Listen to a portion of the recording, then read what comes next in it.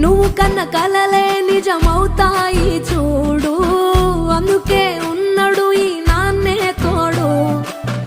దశరథ మహారాజే నాన్నై పుట్టాడు, నువ్వు రాముడంత ఎదగరనేడు.